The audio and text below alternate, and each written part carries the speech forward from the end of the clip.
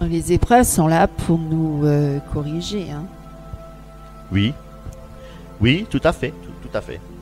pour nous modeler à l'image du Seigneur. Voilà, pour nous façonner à l'image de Dieu, tout à fait. Pourquoi? Pour que nous ne périssions Périssions point. point. Voilà. Et ce qu'il faut comprendre, c'est que le jugement de Dieu est un acte d'amour. Dieu est amour à travers son jugement pour nous sauver. Voilà, c'est ça la vérité. Dieu est un feu dévorant pour nous sauver. Dieu châtie parce qu'il nous aime pour nous sauver. Qu'est-ce que tu dis là-dessus, mon chéri?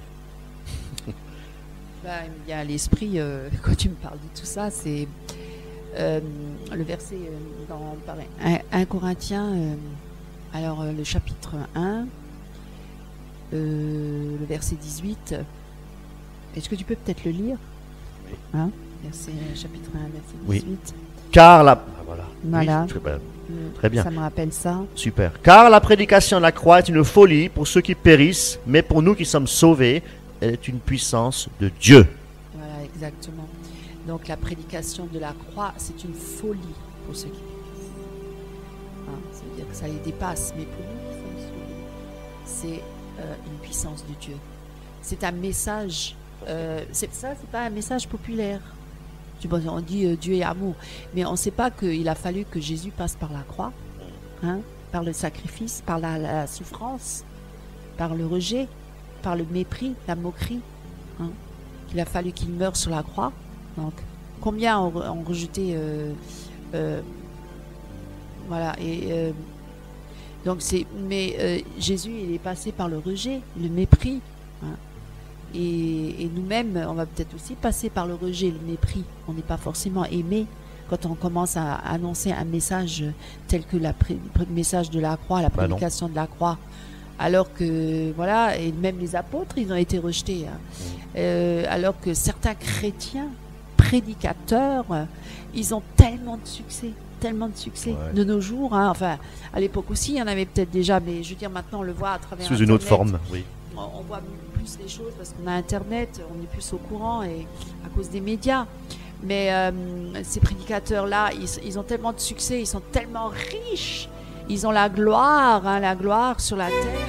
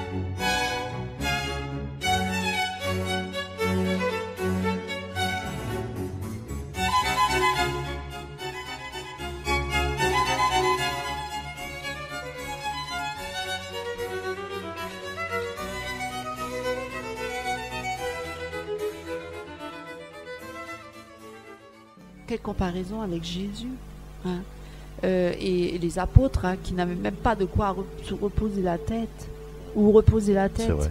Et de l'apôtre Paul qui était souvent emprisonné, persécuté à cause de l'évangile, de la croix, exposé à la nudité, au rejet, hein, et à la moquerie, et à la faim, la soif, les coups, même les coups, hein, il se faisait frapper. et les autres apôtres martyrs, sciés en deux, dans Hébreu, ouais, crucifiés, la tête en bas, et les premiers chrétiens qui étaient brûlés vifs, c'est vrai, torturés, c'est vrai, jetés au lion, les membres écartelés, enfin je sais pas, je dis... Et franchement, bon, il y en a encore dans certains pays dictature. Voilà, de dictature, l'Église persécutée, comme on dit, des pauvres chrétiens. Ils Prions vivent pour encore eux. ce genre de persécution. Mais... Dans le monde, des millions de chrétiens sont persécutés en raison de leur foi. Chaque année, Portes Ouvertes publie l'Index mondial de persécution des chrétiens, une liste des 50 pays où les chrétiens sont le plus persécutés. En 2016, les 5 pays en tête de l'index sont: en 5e position, la Syrie. Depuis le début de la guerre civile, les chrétiens sont sans défense face aux factions comme le groupe État islamique ou le front Al-Nosra. Pris entre deux feux, ils font de leur mieux pour apporter une aide aux victimes, tant chrétiennes que musulmanes. En 4e position, l'Afghanistan. Les chrétiens afghans sont tous d'arrière-plan musulman. Si l'on découvre que l'un d'entre eux s'est converti au christianisme, il sera persécuté par sa parenté et par son entourage. Menacé de mort, il peut même être assassiné par sa propre famille. En 3e position, l'Érythrée. Le régime considère que les chrétiens sont une menace. Qu'ils soient responsables d'église ou simples membres, ils sont arrêtés et jetés en prison sans procès. On les enferme dans des conteneurs métalliques ou dans des cellules souterraines pour les forcer à renier leur foi. Ils sont détenus dans des conditions abominables et beaucoup en meurent. En 2e position, l'Irak. Le groupe État islamique contrôle de grandes parties de l'Irak. Dans ces zones, les chrétiens sont en danger de mort. Dans le reste du pays, ils sont aussi délibérément pris pour cible par des islamistes. C'est pourquoi ils sont des dizaines de milliers à avoir fui leur domicile. Certains sont réfugiés en Irak du Nord, d'autres sont partis vers l'Europe. Le nombre de chrétiens en Irak est passé d'1 million en 2003 à moins de 300 000 aujourd'hui. En première position, la Corée du Nord. Depuis 14 ans, la Corée du Nord occupe la tête de l'index. Le gouvernement considère toujours les chrétiens comme des ennemis de l'État. Si quelqu'un possède une Bible, il met toute sa famille en danger. Des dizaines de milliers de chrétiens sont torturés à mort dans des camps de travail. Mais de petites communautés de chrétiens existent dans l'ombre et l'évangile se répand clandestinement.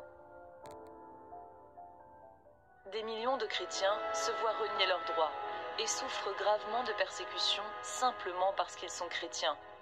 Portes Ouvertes veut leur donner un visage et une voix pour que ces persécutions ne soient plus passées sous silence.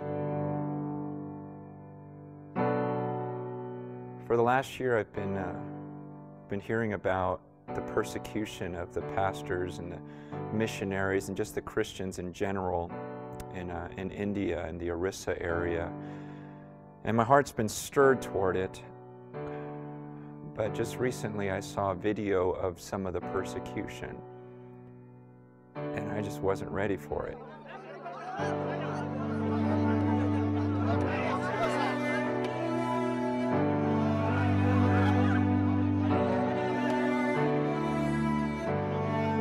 I thought I understood what was going on over there, and then I saw the video and I wanted to throw up when I was done watching it. It caused me to question everything in my life. I mean, literally everything.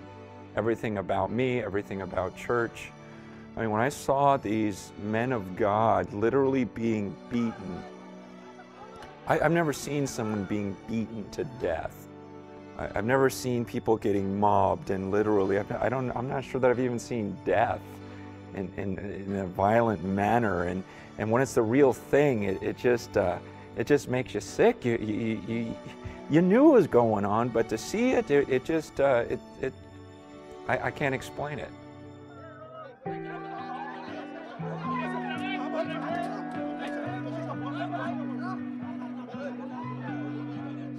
It made me really sick to think of people that may lift me up because I have a gift of communication or some other Christian who has an ability to sing or play an instrument, and how we lift these people up as our heroes or great writers, or when these are the ones that and their lives look like Christ. And see, when we make a popular author or speaker our hero, then it's easy to go, oh yeah, I want to become like him. But then when we look at these martyrs and these people who really have died for the gospel, if we lift them up to be heroes, we have to constantly ask ourselves the question, do I want to be that?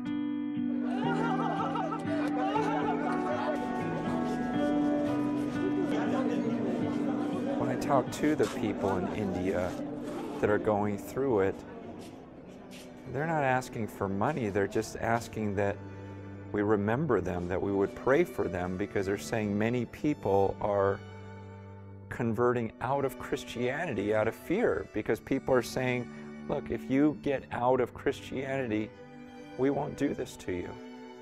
And so people are scared, and so they're saying, would you just pray for us for courage? And I don't know what emotions go through your mind when you see some of these images, but what they're asking for is, would you channel that toward prayer for us? I mean, you've listened to me speak for 3 or 4 minutes. Could you spend the next 3 or 4 minutes praying for our brothers and sisters in India, seriously praying for them?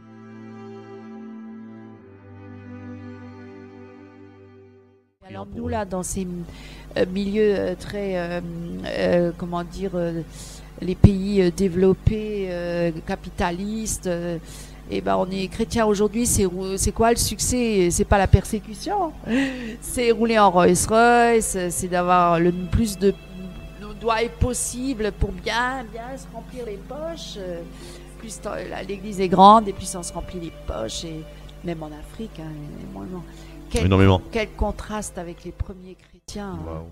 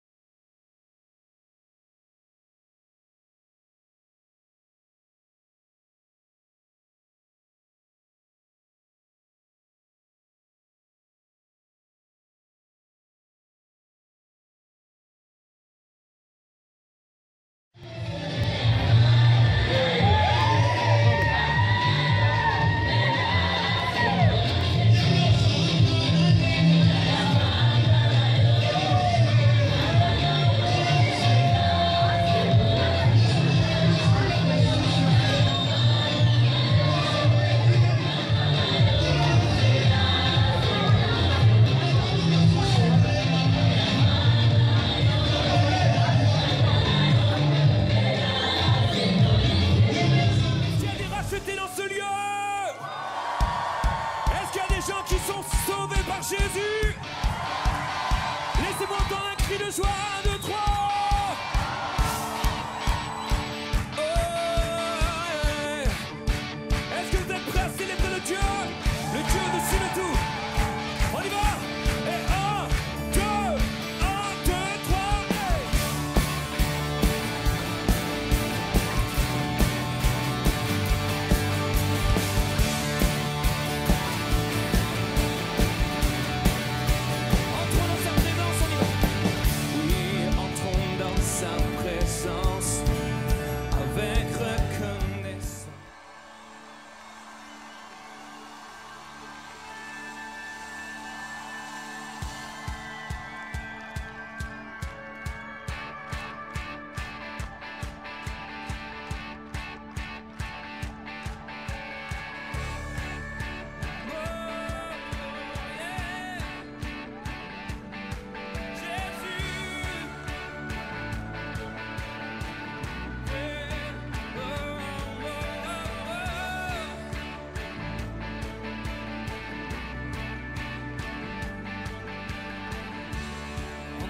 Dans sa présence, avec reconnaissance, car il est. You will me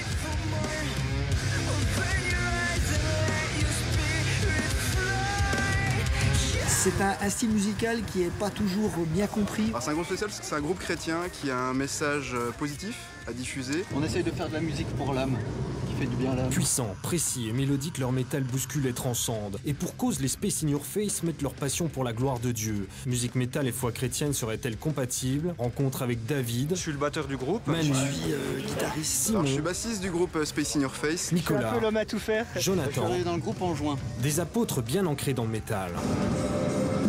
Direction l'Est de la France, un samedi matin à 7h, la musique métal en fond. Nicolas, guitariste du groupe, est sur la route entre l'Alsace et la Franche-Comté, d'où sont originaires les Space in Your Face. Concentré, il imagine sans doute déjà la journée cruciale qui va suivre. Objectif, rejoindre les autres membres du groupe pour un enregistrement des nouveaux morceaux. Première étape, chercher Jonathan, tout nouveau chanteur, arrivé seulement il y a quelques mois, mais qui intègre déjà parfaitement les objectifs du groupe. Space, on a tous la foi dans le groupe. On croit en Dieu et puis pour nous la musique c'est l'occasion quand même d'apporter autre chose que ce qu'on a l'habitude de connaître dans le rock, à savoir la morosité, la tristesse, la violence et tout ça. Et nous on essaye vraiment d'apporter quand même un message un peu d'espérance. Et voilà, on veut se rappeler qu'on le fait vraiment pour toi, pour apporter un message, Seigneur, et que tu puisses vraiment être au milieu de nous et que tu puisses bénir richement chacun pour l'investissement qu'ils font avec cette journée, Seigneur. On les bénit, on les remercie 1000 fois.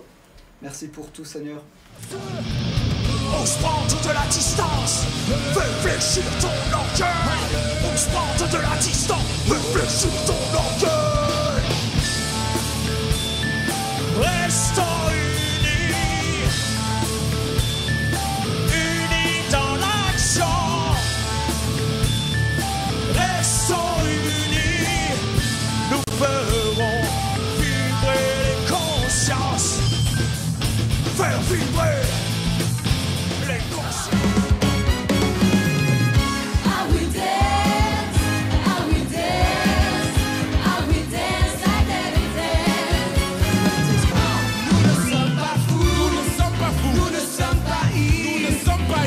Juste dans la joie. Oh rapide, oh rapide, oh rapide, oh rapide. Jesus, Jesus, every miracle upon Jesus, Jesus makes so sweet. Les maladies ressuscitent les morts.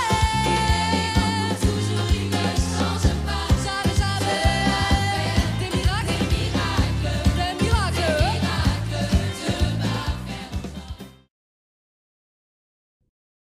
Now, folks, listen to me, please. I told you that being prepared is no joking matter. I'm going to ask, I'm not trying to be facetious. I'm asking you to hear this pastor like you've never heard any preacher in your life now, because many of your souls depend on it right now. Folks, it's time to take the Word of God seriously. God means what He says. But I honestly believe that God looks down on a church that's fast asleep. He's looking down right now on a church that is unconcerned about His soon coming. The church no longer is intimate with Christ, no longer dependent wholly on God, dependent on the Holy Spirit, but running around with schemes and plans and dreams and networking and strategizing and committee meetings, trying in the flesh and sweat, trying to make it rather than depend on God, Almighty God. The church doesn't need anything else but God Almighty on His throne. And now, for the sake of unity, compromise, in comes the gospel of prosperity and the good life. I have to stay on my knees like I did this past week, get low with God and just walk and cry and scream, oh God, break my heart. Don't let me get addicted to the easy life. The desire for things That's why the Lord says, don't set your heart on the things of this world, but set your heart on me. Jesus said, I will be your life. It's all going to burn. This is not my life here, Lord. Thank you for this piece of furniture. Thank you for my car. Thank you for the finances you're supplying. But oh God, it's all going up in smoke very soon, Lord. You're my life. When you have time for friends, for family, for relatives, you have no time to dig into the Word of God. You have no time to pray and seek the face of God. And you tell me Christ is your life? But multitudes today are being saturated with your okay messages. How to make Him everything in your life so that you don't need the applause of man. You don't need to produce something. You don't have to write something. You don't have to do something. But you lean on Him, and the greatest thing that you're getting from God is revelation of who Christ is. I don't care if anyone ever hears my name again. I don't care if I ever speak to another conference. I've made up my mind with God, if the rest of my life were spent nursing Gwen, I would enjoy and rejoice in the Lord. If that were my calling, that's what I would do. You see, God goes through the land. He searches every church in the nation. He searches every pastor's study. He goes through every church looking for seekers. He's looking for those who are into the Word of God, who have taken time.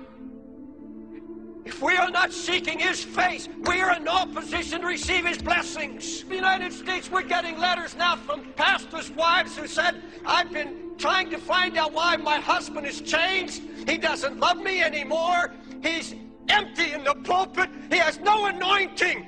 What's happened to him? And they find out. They open the door and they see their husbands watching filthy pornography. I don't want my eyes polluted. I don't want to be a part of this. I don't care who doesn't pray. I'm going to pray. I don't care who doesn't read the Bible. I'm going to read my Bible. I want nothing to do with it. And I cry, oh God, where are the voices? Where are the people that cry out against it? Where are the praying people? And I say, God, whatever it takes, whatever it takes, keep me on my knees. And I was in anguish. I was in anguish 4 blocks from here on Broadway, weeping and crying and wailing. I wasn't looking for a ministry. I wasn't looking to build a church. I was feeling God's pain for a lost city. He's going to show you the condition of His church. He's going to show you the condition of your own heart. And He's going to ask you a question. What is it to you? How can you tell me that you love Him and you're ready to go and you neglect Him day after day after day? Don't tell me you're going. You're not going. You're going to be left behind. God's promised if you will wage war against every sin, every desire that's contrary to Christ, I'll be with you. I'll go before you. But folks, the man who really wins the battle, the man who's ready to face anything that the devil throws out of hell, is the man or woman that's been studying God when there's no crisis, when everything is well, when there seems to be blessing and prosperity. That man is diligent before God and seeks His face. A praying man is as bold as a lion. There's no demon, there's no devil in hell that'll scare him.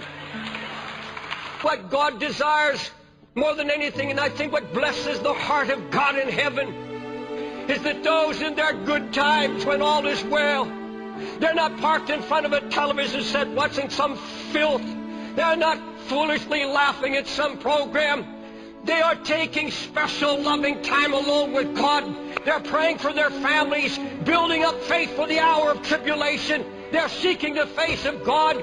And your family is in trouble. If you're not a praying man, no amount of preaching, no amount of teaching, no amount of counseling, nothing going to get through to you, nothing going to do the job until you yourself get on your face before God and lay hold of heaven.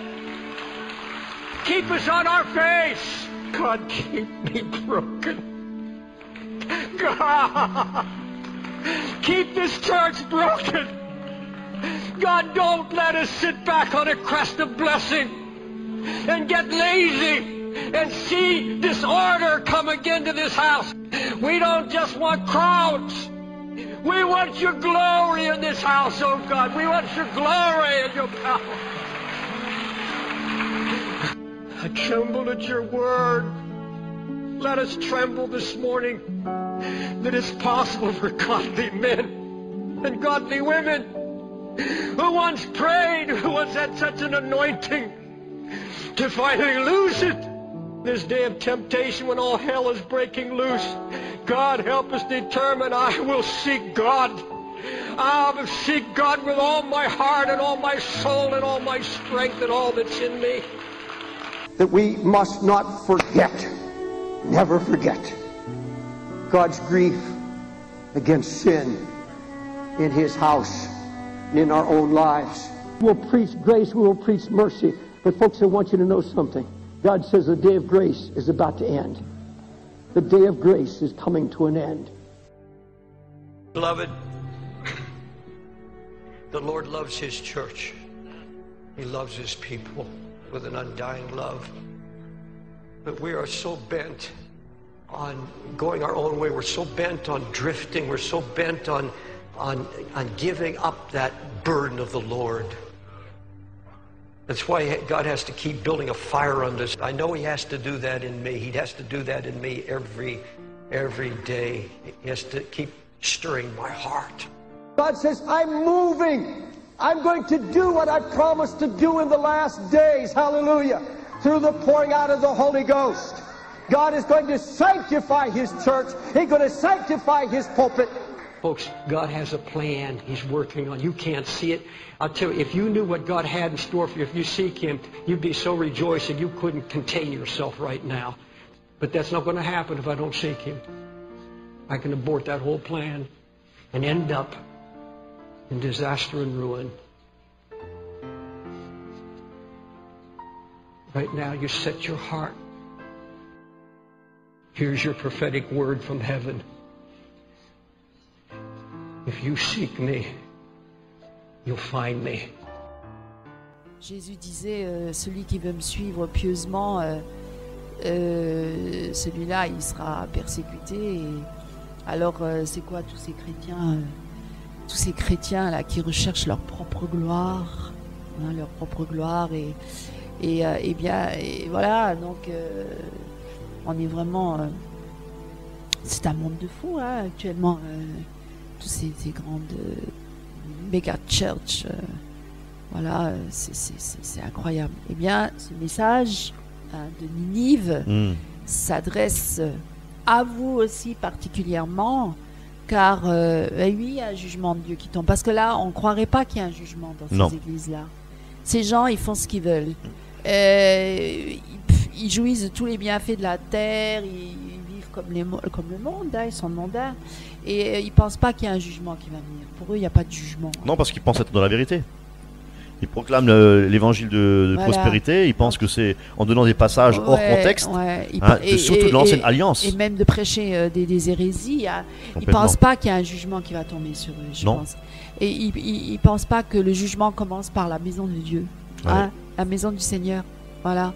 Oui, qu'est-ce que tu en penses de ça, Eric, du message de Dieu par Jonas? Bah écoute, le message de Dieu justement par Jonas, donc qui est adressé à la ville de Ninive, ben c'est pas un message qui est à l'eau de rose, qui est populaire, comme tu disais avant. Oui, tout à fait. Non.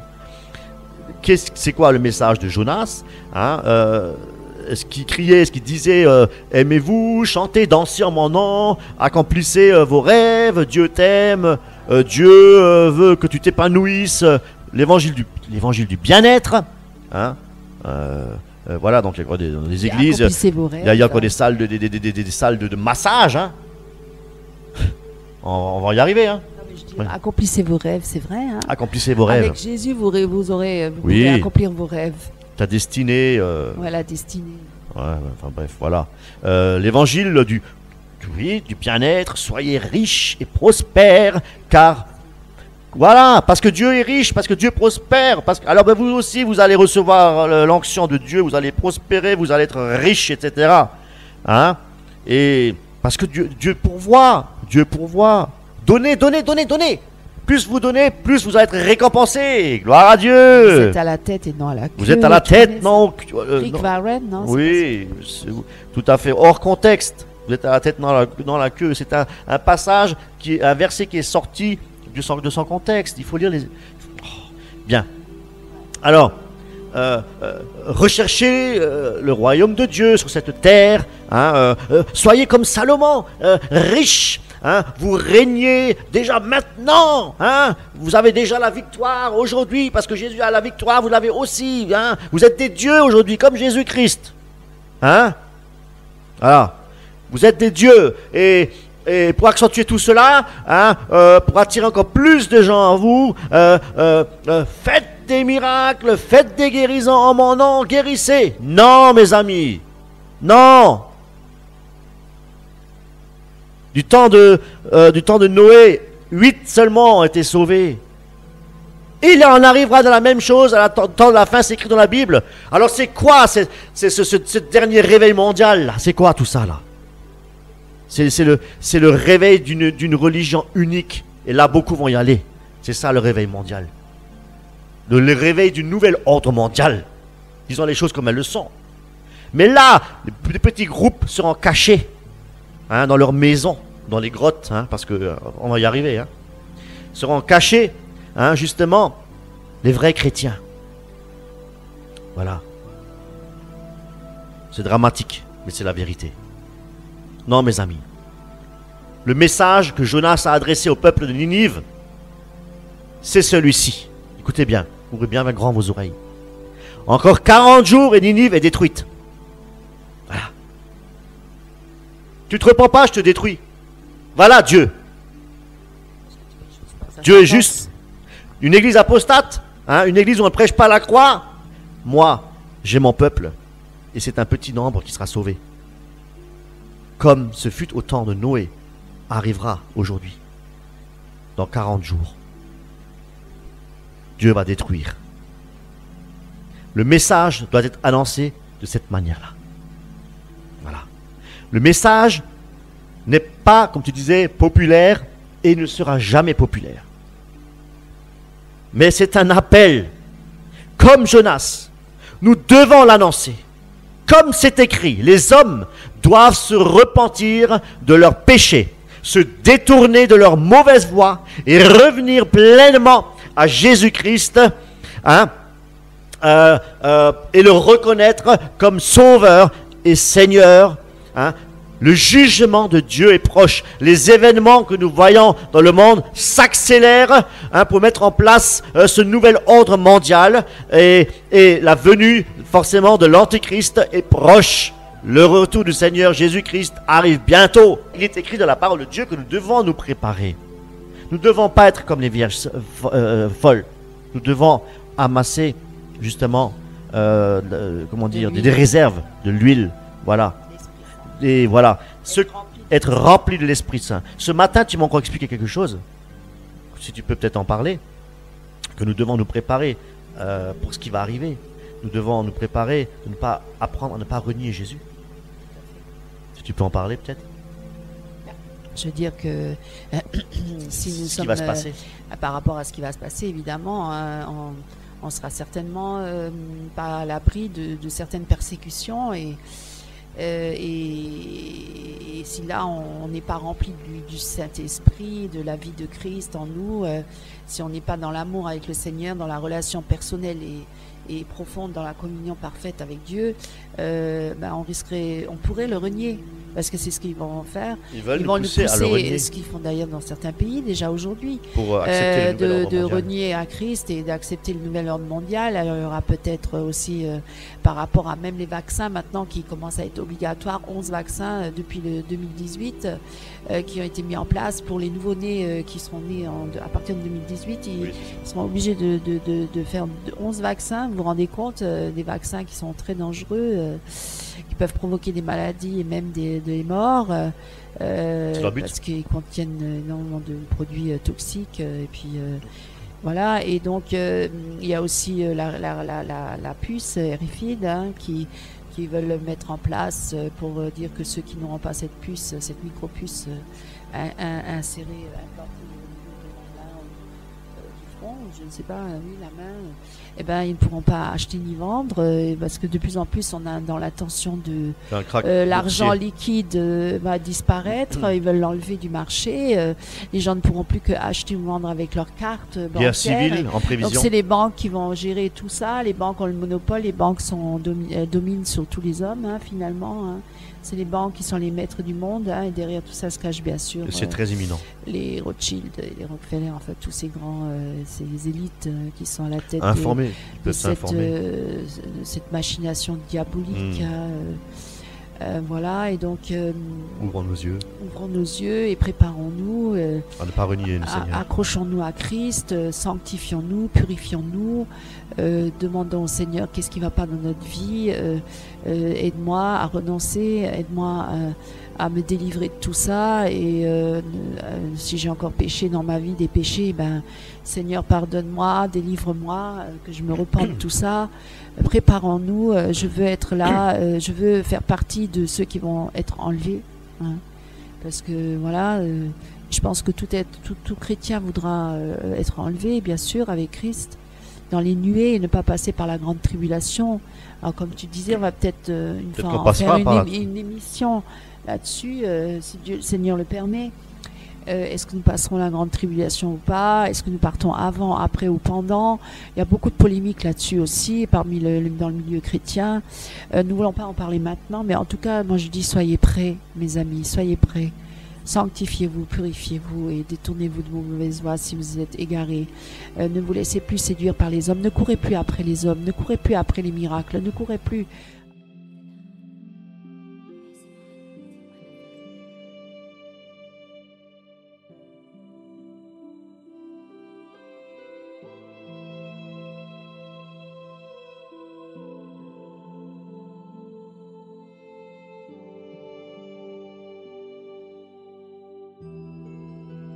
Je veux dire, cherchez d'abord Dieu.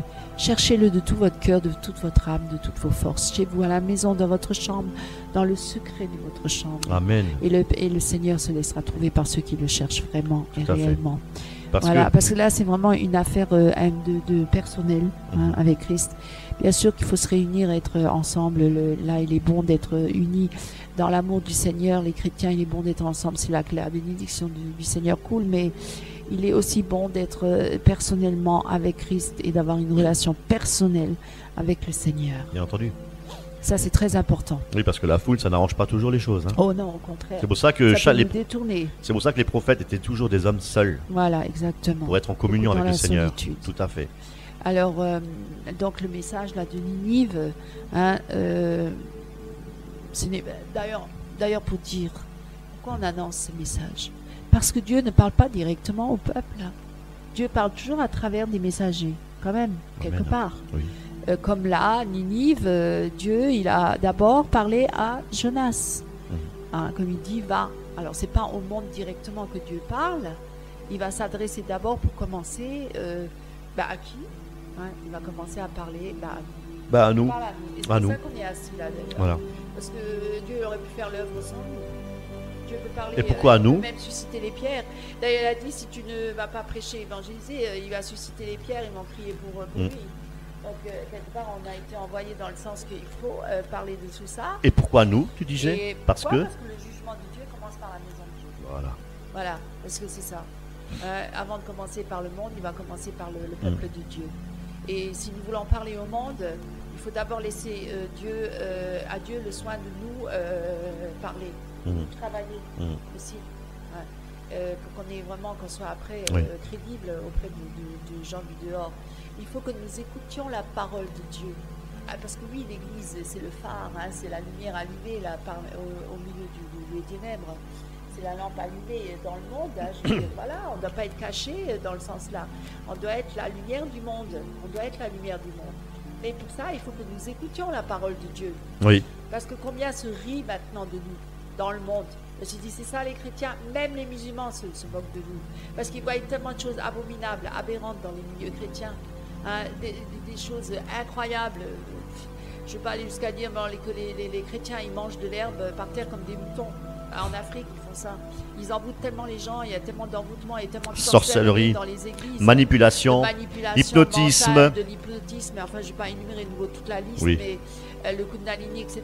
Que les gens du monde, mais ils se moquent des chrétiens. Ils disent, mais c'est ça les chrétiens, mais on n'a même pas envie d'aller dans l'église.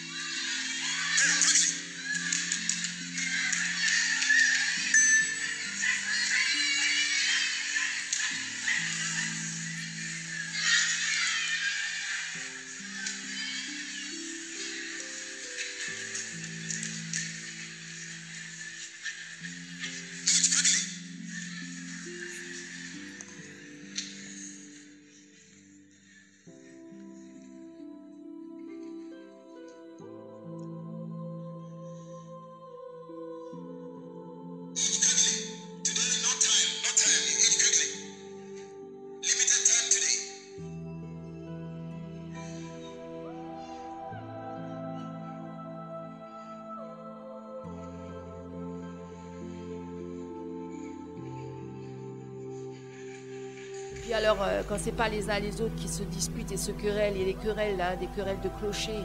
Moi, je suis de Dieu, j'ai eu l'appel de Dieu. Moi, non, moi, j'ai eu cet appel. Moi, je suis missionné, pas toi. Moi, il y a plein de querelles dans les paroles des chrétiens. Moi, je suis d'Apollos, ça n'a pas changé, même de la parole de Dieu. Hein. Moi, je suis de Pierre, je suis de Paul. D'Apollos. Ne sommes-nous pas charnels? Ne sommes-nous pas charnels quand nous disons cela? Alors que c'est Jésus-Christ, nous sommes tous. C'est Jésus-Christ qui sauve. Et voilà. Et donc le monde, il est là, il nous voit et franchement, il n'a pas envie de venir à Christ. Et c'est pourquoi nous devons venir à Christ, nous, le premier, les chrétiens. Nous devons nous repentir, nous devons écouter sur la voix de Dieu, la parole de Dieu.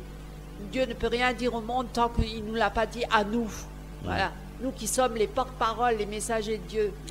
Dieu ne peut rien dire au monde tant qu'il ne l'a pas dit à nous. Et sommes-nous à l'écoute de Dieu? Sommes-nous?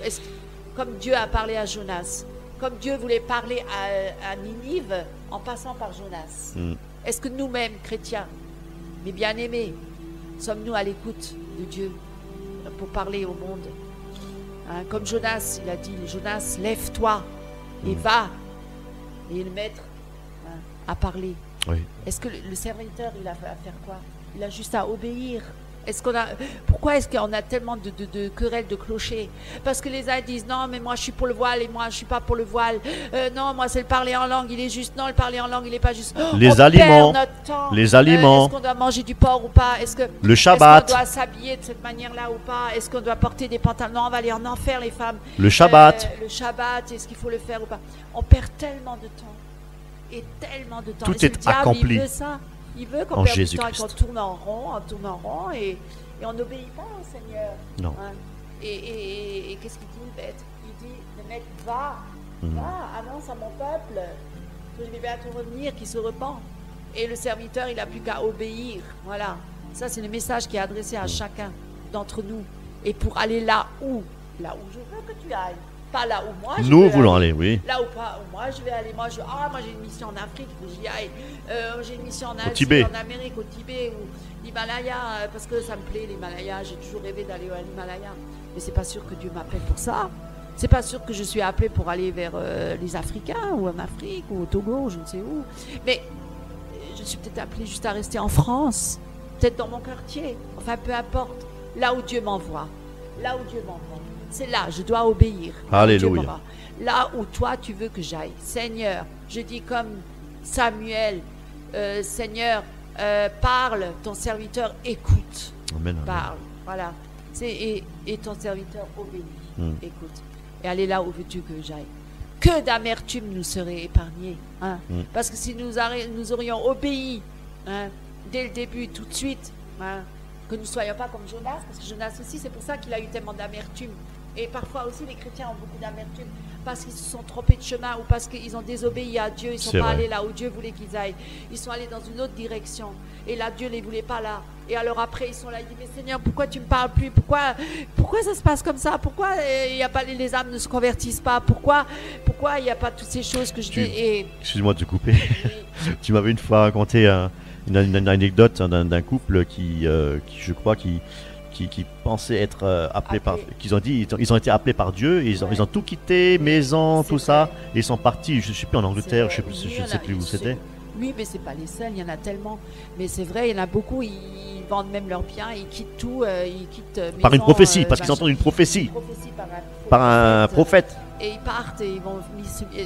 Dieu t'a appelé en Angleterre ou ailleurs, en Afrique ou en Amérique, et puis finalement ils se retrouvent là-bas, il se passe rien, et puis ils n'ont plus rien, ils ont tout perdu, ils ont même quitté leur travail et tout.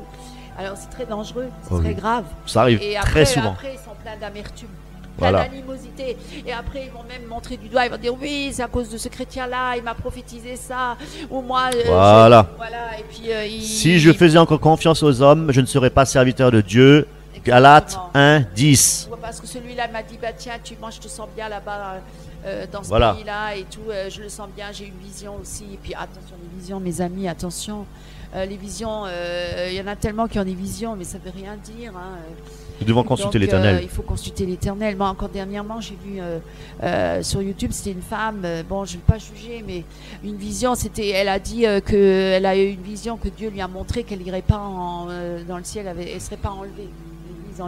Et pourquoi? Parce qu'elle avait du rouge à lèvres. Ouais, parce qu'elle portait des pantalons et puis des rouge à lèvres. d'oreilles et puis ouais, rouge à lèvres. Ok, bon, c'est vrai que le rouge à lèvres rouge, c'est très, non, un vrai chrétien, une vraie chrétienne. Oui. Je pense pas que non, Dieu va pas l'inspirer à mettre du rouge à lèvres rouge. Ça c'est clair. Mais après de là à dire qu'elle est en enfer, qu'elle va pas être enlevée parce qu'elle a parce qu'elle a des pantalons. Combien de chrétiennes ont des pantalons? Par commodité, parce que bon, voilà, parfois il faut mettre des pantalons parce que si je vais, je sais pas, je voyage et je me déplace, c'est peut-être plus commun d'être en pantalon que d'être en robe. C'est sûr. Après, mais de dire que toutes ces chrétiennes toutes ces femmes vont aller en enfer, excusez-moi. Moi, c'est un truc, ça, je supporte.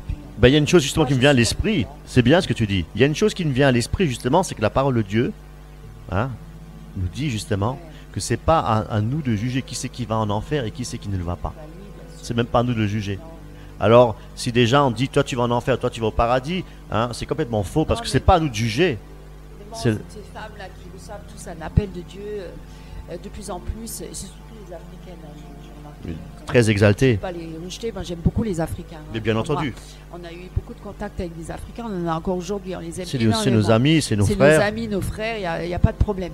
Mais c'est vrai qu'ils ont quand même un côté là, parfois, de dire, mais ça vient à cause de chez eux. Oui, on va aller en enfer. Toutes les femmes qui portent des tresses africaines, ok, je vais bien le croire, les tresses, peut-être parce que c'est voué à des faux dieux, des idoles. C'est pas nous qui jugeons qui c'est qui va en enfer et qui c'est qui va au paradis.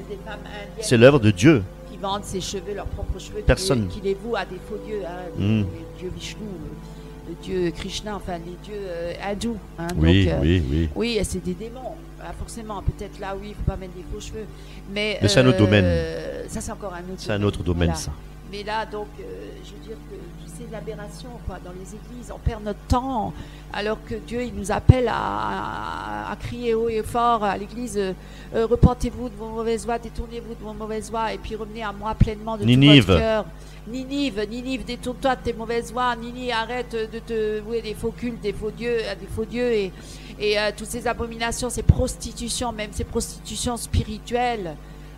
Voilà, donc et au lieu de faire tout ça, nous on perd notre temps, on se chamaille, on se querelle, et il n'y a plus personne qui fait vraiment pas beaucoup font la volonté de Dieu, alors que le racheté, on a été sauvé quand même par grâce. Amen. On a été sauvé. Et si Dieu nous garde encore en vie sur la terre, parce qu'il aurait pu nous enlever tout de suite. Bien sûr. Alors pourquoi il nous laisse encore sur la terre? S'il nous laisse sur la terre, c'est justement c'est quoi qui crie dans le désert cette fois. Oui, on s'est retiré, pas retiré du monde, mais on ne marche plus comme le monde, parce que Dieu nous a sortis du monde, mais il nous a pas sortis physiquement. il a dit, vous n'êtes plus partout de ce monde, mais je ne dis pas de ce monde, mais je vous dis de garder le malin. Dans le Et micro. il faut quand même crier, il faut quand même être cette voix qui crie dans le désert. Voilà. Le racheté, qui doit se soumettre à Dieu, il ne s'appartient plus à lui-même. Il n'a plus à consulter ses propres goûts personnels, ses propres désirs, ses craintes, tout ça. Non, mes amis, il faut obéir à Dieu. Va, je t'envoie comme Jonas vers Ninive. Va, je t'envoie vers ce peuple rebelle au cou raide. Alléluia. Et peut-être qu'il va se repentir, et j'espère qu'il va se repentir. Il s'est repenti. Et il s'est repenti. Ninive Gloire s'est à Dieu. repenti. Dieu le savait. Merci Seigneur. Est-ce que nous sommes de cette race-là, Mhm. Ça, mon c'est- cher époux? Alors, et pour conclure, Eric, est-ce que tu as encore quelque chose à rajouter? Sinon, est-ce que tu as quelque chose à Rajouter.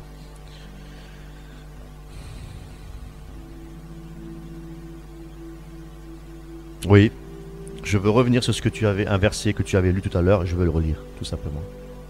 C'est 1 Corinthiens chapitre 1, verset 18. 1 Corinthiens chapitre 1, verset 18. Car la prédication de la croix est une folie pour ceux qui périssent, mais pour nous qui sommes sauvés, elle est une puissance de Dieu. Amen. Alors je vais prier. Courbons nos têtes. Seigneur. Gloire à Dieu. Merci Seigneur. Père éternel, Dieu Tout-Puissant. Oui Seigneur, la croix, elle est la puissance de Dieu. Pour qui? Pour tous ceux qui sont sauvés. Pour tous ceux, Seigneur notre Dieu, qui ont décidé de marcher dans l'intégrité. Pour tous ceux, Père notre Dieu, qui ont décidé de se soumettre à ta volonté. D'obéir, Seigneur. Tel les Job, Seigneur notre Dieu. Tel David, Seigneur notre Dieu. Nous voulons t'obéir. Nous voulons, Père notre Dieu, et merci de faire partie du peuple de Dieu, ce petit peuple, Seigneur notre Dieu, qui reste une poignée de main, Seigneur. Parce que ce qui va arriver, Seigneur notre Dieu, au temps de Noé, arrivera prochainement, Seigneur, à la fin des temps. Et nous voyons que les choses s'accélèrent. Père, nous voyons que le nouvel ordre mondial est en train de mettre en place ces stratégies, Seigneur, comme sur un jeu d'échiquier, Seigneur notre Dieu. Et nous savons, Père notre Dieu, qu'il nous reste peu de temps. Et nous savons que aussi, Père, que l'adversaire sait également qu'il lui reste peu de temps. C'est pourquoi il y a tellement de faux prophètes. C'est pourquoi il y a tellement de confusion dans les esprits, Père notre Dieu. Parce que, tout simplement parce qu'on veut pervertir la vérité. Mais Père notre Dieu, nous savons que tu es la vérité, Jésus-Christ de Nazareth. Et que, Seigneur notre Dieu, que nous devons te consulter parce que tu es la vérité. Tu es le chemin et tu es la vie. Père, nous ne pouvons pas nous détourner, Seigneur, d'un chemin si nous te suivons, parce que tu es le chemin, et tu nous montres le chemin à suivre. Et Père, nous ne pouvons pas mourir, nous ne pouvons pas, Seigneur, faire partie, Seigneur, du camp de l'adversaire, parce que nous savons que tu es la vie. C'est pourquoi, Seigneur, tu es le chemin, la vérité et la vie, c'est pourquoi nous voulons te suivre. Et nous voulons marcher, Seigneur, à tes pas, sur tes pas, suivre tes pas. Et nous voulons, Seigneur, notre Dieu, que tu nous gardes contre cette apostasie. Que tu nous gardes, Seigneur notre Dieu, contre ces faux prophètes. Que tu nous gardes, Seigneur notre Dieu, par rapport, Seigneur, à tout ce qui va se passer, tout ce que le nouvel ordre mondial va mettre en place, pour que nous apprenions à te servir, à t'obéir et à ne pas renier ton nom. Nous savons également, Père notre Dieu, que même le projet Bluebeam va mettre en place, Seigneur, des hologrammes dans le ciel, pour voir Jésus-Christ, etc. Nous ne voulons pas croire toutes ces choses-là, parce que nous savons que ça ne vient pas de toi. Parce qu'il est écrit dans la parole de Dieu que tu viens comme un voleur dans la nuit. Seigneur notre Dieu, nous voulons croire ta parole. Parce qu'il y a marqué dans la Bible que même beaucoup d'élus seront séduits. Alors Père, nous devons prier. Et nous prions pour le peuple de Dieu. Père, nous prions pour le corps de Christ, Père notre Dieu. Pour qu'il reste fermement attaché à la saine doctrine, à la doctrine des apôtres. Et Seigneur, attaché fermement, Seigneur, à avoir une communion avec toi et que le Saint-Esprit puisse nous guider dans toute la vérité. Car tu es le chemin, la vérité et la vie. Merci Seigneur. Amen.